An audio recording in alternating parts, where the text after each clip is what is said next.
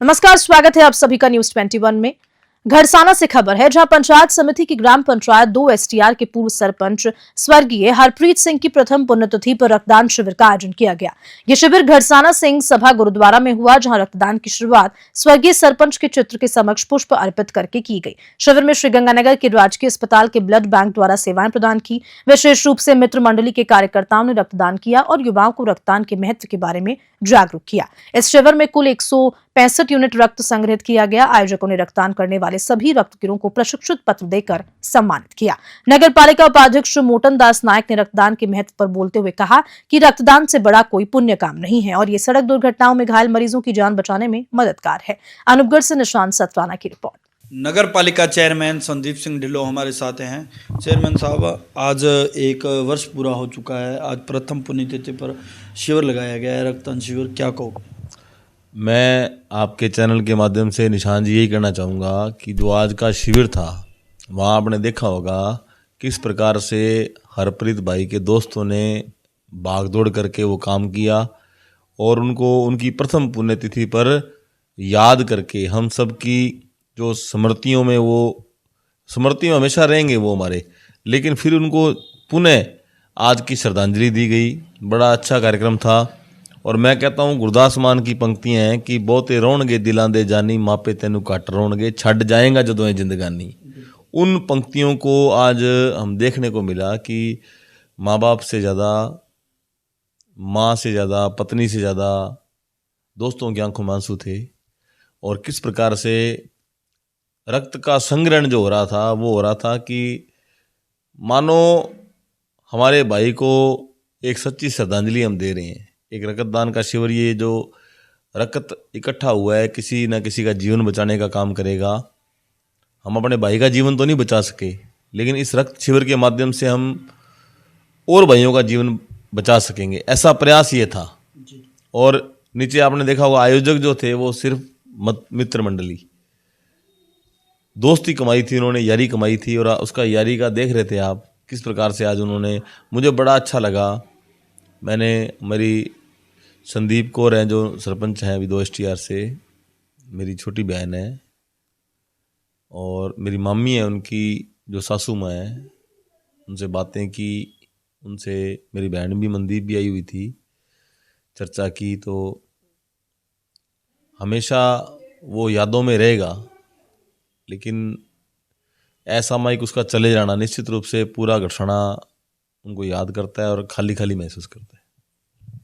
ये थे हमारे साथ नगर पालिका चेयरमैन साहब, जिन्होंने बताया कि इस शिविर में बड़ा ही एक प्रेरित कह सकते हैं कि यादों को किया गया है, क्योंकि जब एक इंसान अपने अच्छे मित्रों के साथ वक्त बिताता है, वो उसका चले जाना, उसके बाद प्रथम पुण्यतिथि पर रक्तदान शिविर मित्र मंडली द्वारा करवाया जाता है, ये अपने आप में एक बड़ा सवाल और एक बड़ी कल्पना की बात है। क्योंकि जरा सोचिए, भाईचारा कायम बनाए रखें। धन्यवाद। दमबोला थाना पुलिस ने शराब तस्करी के खिलाफ लगातार दूसरे दिन बड़ी कार्रवाई की। थाना अधिकारी मोहम्मद रिजवान खान के नेतृत्व में पुलिस ने नाकेबंदी के दौरान एक ट्रक से 15 लाख रुपए की शराब जब्त की। पुलिस ने बताया कि ट्रक में शराब को ब्लैंकेट की आड़ में तस्करी करने की कोशिश की जा रही थी। पुलिस ने जोगपुर की ओर से आ रहे ट्रक को रुकवाया और चालक से पूछताछ की। चालक ने खुद को गुजरात के गोधरा निवासी रमजानी बताया। शुरुआत में चालक ने बताया कि ट्रक में केवल ब्लैंकेट भरे हुए हैं, लेकिन पुलिस को मुखबिर से मिली पक्की जानकारी के आधार पर ट्रक की तलाशी ली गई तो उसमें राजस्थान निर्मित शराब के 354 कार्टन बरामद किए गए। इस कार्रवाई में पुलिस ने ट्रक को जब्त कर चालक रमजानी को गिरफ्तार कर लिया। जब्त की गई शराब की कीमत लगभग 15 लाख रुपए आंकी गई है। फिलहाल आरोपी से पूछताछ जारी है। डूंगरपुर से सादिक अली की रिपोर्ट। पुलिस थाना दमबोला द्वारा आज एरिया डोमिनेशन के अंतर्गत अवैध शराब के खिलाफ एक बड़ी कार्रवाई की गई है, जिसके अंतर्गत थाना से विभिन्न टीमें बनाई गई थी, जिसके अंदर एएसआई धर्मेंद्र सिंह के नेतृत्व के अंदर जो टीम बनाई गई थी वो टीम थाने के सामने नाकाबंदी कर रही थी। दौरान नाकाबंदी एक ट्रक जो ये मेवड़ा चाडोल की साइड से आ रहा था, जिसको संदिग्ध होने पर रुकवाया गया। तो ट्रक के अंदर कंबल और चद्दों के आड़ के अंदर अवैध शराब भरी हुई थी। अवैध शराब की गिनती की गई तो 354 पेटी बियर और अंग्रेजी शराब होना पाई गई है, जिसकी बाजार की अनुमानित कीमत करीब 15 लाख रुपए है। मौके से हमने एक ड्राइवर को भी गिरफ्तार किया है। ड्राइवर का नाम रमजान है, जो गोधरा गुजरात का रहने वाला है। अवैध शराब के खिलाफ पुलिस थाना दमबोला द्वारा लगातार कार्रवाई जारी रहेगी। पुलिस की साइक्लोनर टीम ने एक और बड़ी सफलता हासिल करते हुए 5 सालों से फरार कुख्यात अपराधी भीमदान उर्फ भैरोगिरी बाबा को गिरफ्तार किया। यह गिरफ्तारी जोधपुर ग्रामीण के खारिया श्रृंगार क्षेत्र में तांत्रिक वेशभूषा में हुई। भीमदान पर हथियार बेचने, लूट, डकैती और हत्या के प्रयास जैसे संगीन अपराधों का आरोप था। पुलिस के मुताबिक भीमदान में तंत्र मंत्र और जादू टोना के जरिए अपनी पहचान बदल दी थी और कई जिलों में अपने कारोबार को भी फैलाया था। नासिक के मर्म पर्वत से मिले सुराग पर पुलिस ने छानबीन की और एक श्रद्धालु की मदद से उसे गिरफ्तार किया। गिरफ्तारी के बाद भीमदान ने अपनी सभी अपराधों को कबूल किया। पुलिस टीम की ये सफलता सराहनीय है। जोधपुर से मनोहर सिंह की रिपोर्ट। आपको बताने जा रहा हूँ, ये रेंज स्तरीय साइक्लोनर टीम की 60वीं सफलता है। ऑपरेशन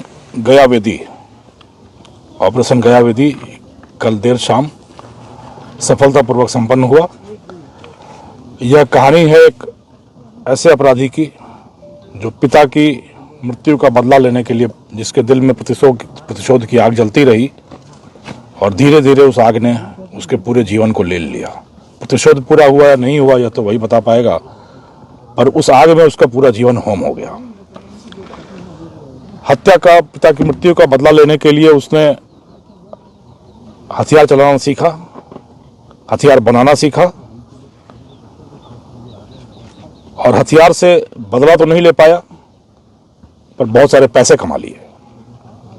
उससे भी संतुष्टि नहीं हुई तो पितरों की संतुष्टि के लिए, पितरों की आत्मा की संतुष्टि के लिए, अपनी आत्मा की संतुष्टि के लिए जादू टोना सीखा। खुद के जीवन में शांति आई या नहीं आई ये तो नहीं मालूम, पर दूसरों को जीवन में शांति लाने के नाम पर बेवकूफ बनाने का धंधा चल निकला। यह कहानी है, जी हाँ, यह कहानी है भीमदान और भीमदान पुत्र श्री मोहनदान की, जो बीकानेर के देशनोक इलाके का रहने वाला है। जैसा मैंने आपको भूमिका में बताया कि पिता की मृत्यु का प्रतिशोध लेने के लिए दर दर भटकता रहा। मध्य प्रदेश के अमरावती इलाके में फर्नीचर का काम करने गया। वहां उसने तथाकथित चाचा से हथियार बनाना सीखा और वो हथियार बनाने की कला लेकर वो इस इलाके में आया और चूरू, नागौर, जोधपुर, बीकानेर, इस पूरे इलाकों में हथियारों के सप्लाई के, हथियारों की आपूर्ति के सरगना के रूप में खुद को स्थापित किया और अनगिनत हथियार, चाहे वो 12 बोर के हों, 315 बोर के हों, 32 बोर के हों, अनगिनत हथियार मार्केट में आपूर्ति की उसने। कई बार पकड़ा गया। उन्हीं हथियारों के सहारे उसने हत्या का प्रयास, लूट, डकैती जैसी करीब 1 दर्जन घटनाएं की। 1 दर्जन घटनाएं करके आखिरी घटना जो संज्ञान में आई वह घटना थी रामदेवड़ा, जैसलमेर के रामदेवड़ा में करीब 2 लाख रुपए की लूट की गई उन हथियारों के सहारे। और उसके बाद उसको लगा कि अब मेरे पुराने मुकदमे और यह मुकदमे, हमारी जिंदगी पूरी अब जेल में कट जाएगी। तो इसने शांति और स्वांग का रूप धरा और नासिक, महाराष्ट्र के नासिक के मर्म पर्वत इलाके में जाकर जादू टोना सीखना शुरू किया। करीब 2.5 साल तक उसने यहाँ पर जादू टोने, अघोरपंथी, झाड़ फूंक सीखा और उसके बाद से आकर चूरू, नागौर, खासकर घुटन, जोधपुर ग्रामीण, बीकानेर के इलाकों में कई जगह अपनी धुनी बनाई, खूब चेले बनाए और भीमदान बन गया भैरोगिरी बाबा। मैं वो वीडियो भी दिखाऊंगा आपको कि किस तरीके से भैरोगिरी बाबा बनकर वो अघोरपंथी, जादू टोना, झाड़ फूंक करके लोगों को वश में करता रहा, शांति के नाम पर पैसे कमाता रहा, दक्षिणा लेता रहा और अपनी पहचान छुपाकर एक नई जिंदगी जीता रहा। पर कहते हैं कि कानून के हाथ बहुत लंबे होते हैं, ये कहते नहीं है, सिर्फ दिखता भी है। और उसी की परिणति यह है कि एक बार फिर वह कानून के शिकंजे में आ गया। करीब 5 साल फरार रहा। पुलिस जिस तरीके से साइक्लोनर टीम उस तक पहुंच पाई वह भी बड़ी एक नाटकीय कथा थी। जो अपराधी बड़ा शातिर था, इसने मोबाइल यूज करना बंद कर रखा था, मोबाइल अपने पास रखना बंद कर रखा था। जो भी जजमान होते थे या उनके पास पहुंचता था, जजमानों के फोन से ही, जजमानों से ही फोन कराता था और जो भी संपर्क सूत्र स्थापित करने होते थे स्थापित करता रहता था। जिले के प्रभारी मंत्री राज्यवर्धन सिंह राठौर ने गंगापुर सिटी का दौरा किया। ये उनकी पहली बार प्रभारी मंत्री बनने के बाद गंगापुर सिटी यात्रा थी। इन दौरान मंत्री राठौर ने मधुबन रिजॉर्ट में जिले के विकास कार्यों के लिए आयोजित प्रदर्शनी का अवलोकन किया। मंत्री ने एक जिला एक उत्पाद योजना के तहत जिले की खीर मोहन और सरसों की स्टॉल्स की निरीक्षण कर उत्पादों के बारे में जानकारी ली। इसके बाद मंत्री राज्यवर्धन सिंह राठौर ने भूतपूर्व सैनिकों से भी मुलाकात की। मंत्री राठौर ने कार्यक्रम के बाद प्रेस कॉन्फ्रेंस भी की, जहां मीडिया से मुखातिब हुए। हालांकि प्रेस कॉन्फ्रेंस के दौरान मंत्री को कई सवालों का संतोषजनक जवाब नहीं मिल सका। मीडिया ने गंगापुर सिटी जिले के अस्तित्व को लेकर सवाल किया तो मंत्री राठौर ने कहा कि वे चाहते हैं कि शासन छोटी छोटी इकाइयों में काम करे, लेकिन इसके लिए हम एक कमेटी का फैसला जरूर करेंगे। उन्होंने ये भी कहा कि एक जिले को बनाने के लिए 9,000 करोड़ रुपए की आवश्यकता होती है। जब मीडिया से जिले में बुनियादी सुविधाओं को जैसे टूटी सड़कें, पानी की कमी और उद्योगों की स्थिति पर सवाल उठाए तो मंत्री राठौर ने कोई स्पष्ट जवाब नहीं दिया। गंगापुर सिटी से भगवान जांगीर की रिपोर्ट। हमने केवल साधारण इन्वेस्टमेंट समिट नहीं करी, हमने ग्लोबल समिट करी और दुनिया को ये पता चला कि राजस्थान के अंदर टूरिज्म के अलावा भी बहुत सेक्टर। उनको ये ताज्जुब हुआ कुछ देशों के लोगों को कि इस रेगिस्तान के अंदर हमारे एग्रो बेस्ड प्रोडक्ट्स भी बहुत है। उनको ये पता चला कि श्री अन्न, जिसके लिए यूनाइटेड नेशन ने पूरा का पूरा वर्ष ईयर ऑफ द मिल्क बनाया था, उसकी 80% प्रोडक्टिविटी, उसके 80% उत्पादन राजस्थान में होता है। हमारे पास रिफाइनरी भी है, हमारे पास आईटी सेक्टर भी है, हमारे पास लॉजिस्टिक्स भी है, हमारे पास स्किल और एजुकेशन भी है। सभी सेक्टर्स का पता चला पहले ही साल में करा। हर तरह से रोजगार हर कोने कोने तक पहुंचे, ये हमारा लक्ष्य है और इसको हम पाकर ही रहेंगे। डबल इंजन की सरकार की ताकत की वजह से ये सब सफल हो रहा है। हमने इन इन्वेस्टमेंट समिट के अंदर हर जिले के अंदर जो खास पदार्थ होते हैं, जो विशेष कलाकार हैं वहां के, जिनकी कला धीरे धीरे खत्म होती जा रही, क्योंकि मार्केट नहीं, उस कला को पहचानने के लिए, उस कला को और बढ़ाने के लिए प्रधानमंत्री मोदी जी ने जो 1 डिस्ट्रिक्ट 1 प्रोडक्ट का जो विचार रखा, उसको भी हम लेकर आए। हमने 1 डिस्ट्रिक्ट 1 प्रोडक्ट की भी पॉलिसी बना दी। हमने एमएसएमई की भी 2024 की पॉलिसी बना दी। हमने 10 नई पॉलिसीज बना दी और अभी कम से कम 11 पॉलिसीज और हम लेकर आए। पिछली सरकार व्यवसाय के लिए क्या करती थी? बोलती थी हम नीलामी करेंगे जमीन की। जब नीलामी करते हैं तो जो व्यवसाय लगाना चाहता है उसके लिए जमीन महंगी हो जाती है, रियल एस्टेट वाले अंदर आ जाते हैं। तो सरकार के पास एक बार को तो पैसा आ जाता है, लेकिन व्यवसाय नहीं लगता। व्यवसाय नहीं लगता तो युवाओं को पुलिस कर्मियों के बच्चों को अब निःशुल्क शिक्षा प्राप्त करने का एक अवसर मिलेगा। पुलिस लाइन में अल्ट्राट्रैक सीमेंट फैक्ट्री के सौजन्य से एक नई लाइब्रेरी का निर्माण होगा, जिसका भूमि पूजन शनिवार को पुलिस अधीक्षक सुधीर जोशी के द्वारा किया गया। ये लाइब्रेरी विशेष रूप से पुलिस कर्मियों के बच्चों के लिए बनाई जा रही है, जिनकी संख्या करीब 250 पुलिस कर्मियों के परिवारों में है। पुलिस कर्मियों ने लंबे समय से ये मांग की कि उनके बच्चों के लिए एक ऐसी जगह हो जहां वे निःशुल्क पढ़ाई कर सके। पुलिस अधीक्षक सुधीर जोशी ने बताया कि इस लाइब्रेरी में प्रतियोगी परीक्षाओं को किताबों के साथ साथ बच्चों के पाठ्यक्रम की किताबें भी उपलब्ध होंगी। यहाँ पर 25 से 30 बच्चों के बैठने की व्यवस्था की जाएगी, जिससे वे बिना किसी रुकावट के पढ़ाई कर सकेंगे और अपनी परीक्षाओं की तैयारी भी कर सकेंगे। लाइब्रेरी के निर्माण में अल्ट्राट्रैक सीमेंट फैक्ट्री का विशेष योगदान है, जो इस नेक कार्य में सहयोग दे रही है। चित्तौड़गढ़ से ब्यूरो रिपोर्ट। सहकारिता मंत्री गौतम कुमार तक ने एक टॉक का दौरा किया और सर्किट हाउस में पार्टी कार्यकर्ताओं और पदाधिकारियों की बैठक भी ली। बैठक में बीजेपी जिलाध्यक्ष अजीत सिंह मेहता, निवाई विधायक राम साहेब वर्मा, राजेंद्र गुर्जर, पूर्व सांसद सुखबीर सिंह जौनपुरिया सहित कई पार्टी कार्यकर्ता और पदाधिकारी मौजूद थे।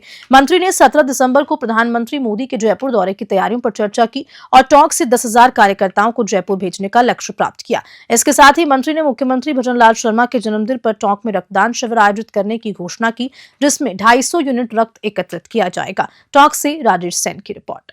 पिछली सरकार में जिस प्रकार से लास्ट 6 महीनों में घोषणाओं का अंबार लगा करके जो गलत फैसले किए गए थे, उन सबको सरकार रिव्यू करके जो गलत फैसले उनको खत्म करने का काम हमारी सरकार करेगी। देखिए, किरोड़ी लाल जी मीणा प्रदेश स्तरीय किसान सम्मेलन में नहीं जाते हैं, वो कृषि मंत्री हैं। आखिर उनका स्टेटस बीजेपी क्लियर क्यों नहीं कर पा रही है? अभी तक कांग्रेस इस बात को लेकर लगातार आपके ऊपर हमलावर है।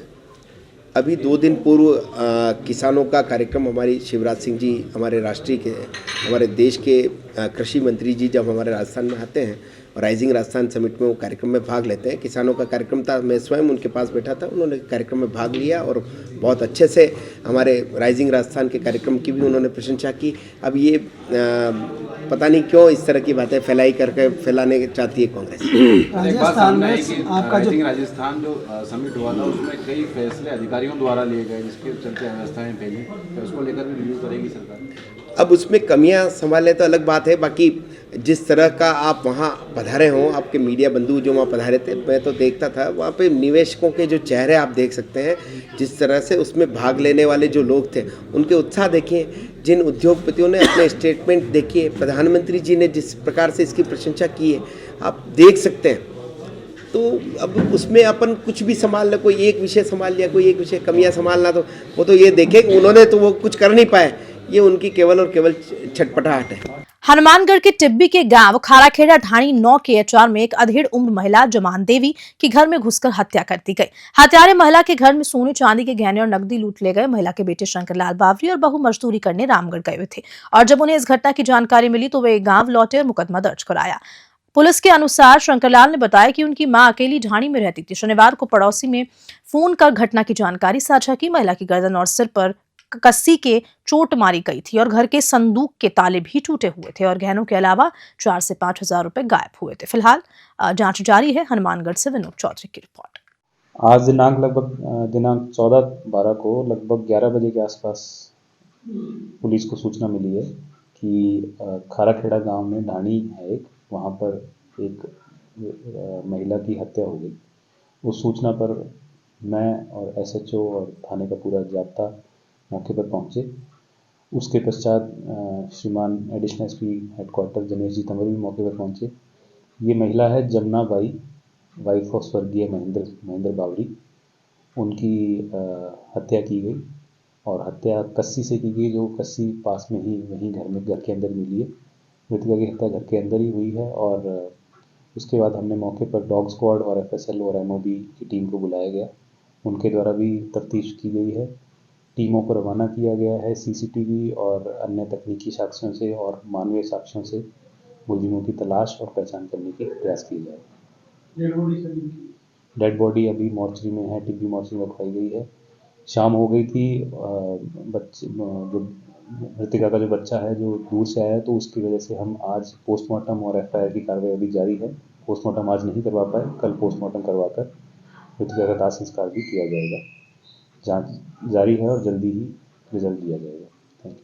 प्रताप ऑडिटोरियम में जिला स्तरीय महिला सम्मेलन का आयोजन किया गया, जिसमें गृह राज्य मंत्री जवाहर सिंह बेढम मुख्य अतिथि के रूप में शामिल हुए। इस दौरान मंत्री ने विभिन्न योजनाओं के लाभार्थियों को प्रतीकात्मक चेक सौंपे, जिनमें 3,581 बेटियों के खातों में लाडो रानी योजना की पहली किस्त के रूप में करीब 90 लाख रुपए ट्रांसफर किए।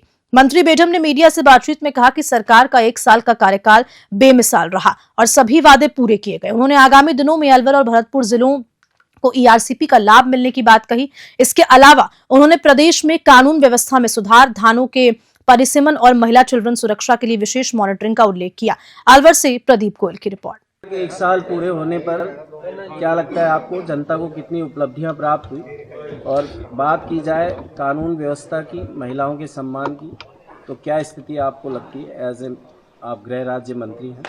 देखिए, सबसे पहले तो मैं आप सभी पत्रकार बंधुओं को शुभकामनाएं देना चाहूँगा, साधुवाद देना चाहूँगा। सरकार ने 1 वर्ष तक जो अच्छे काम किए, आपने अपनी लेखनी के माध्यम से, अपने चैनल्स के माध्यम से आम जनता तक पहुंचाने का काम किया और 1 साल के राजस्थान के विकास में आप सहयोगी रहे। आपको बहुत बहुत शुभकामनाएं, साधुवाद। मेरे साथ पार्टी के जिलाध्यक्ष अशोक जी विराजे हैं, रामगढ़ के नवनिर्वाचित विधायक आदरणीय सुखवंत जी विराजे हैं, हमारे प्रदेश पैनलिस्ट हैं, आदरणीय प्रवक्ता हैं लक्ष्मीकांत भारद्वाज जी बैठे हैं, राजेंद्र कसाना जी बैठे हैं, भाई बनाराम जी मीणा साहब हमारे राजगढ़ विधानसभा क्षेत्र के प्रत्याशी रहे हैं।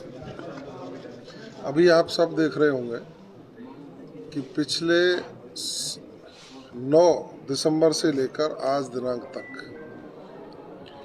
राज्य सरकार द्वारा किए गए अच्छे कामों को और मैं यूँ कहूँ प्रदेश के मुख्यमंत्री आदरणीय भजनलाल शर्मा जी ने जो कहा कि हम प्रतिवर्ष जनता को इसका हिसाब देंगे। सबसे बड़ा काम 9 दिसंबर से 11 दिसंबर राइजिंग राजस्थान 35 लाख करोड़ के MOU देश और विदेश के बड़े बड़े उद्योगपतियों को आमंत्रित कर यहाँ निवेश सुनिश्चित करने के लिए सफलतम आयोजन किया। देश के प्रधानमंत्री आदरणीय नरेंद्र मोदी जी शुभारंभ के मौके पर आए तो उन्होंने राजस्थान सरकार के किए गए कार्यों की और माननीय मुख्यमंत्री भजनलाल शर्मा जी की टीम की जो मुक्त कंठ से प्रशंसा की, उससे निश्चित रूप से ये साबित हुआ है कि राजस्थान की सरकार राजस्थान को गतिमान बनाते हुए विकसित राजस्थान की ओर लेकर के जा रही है।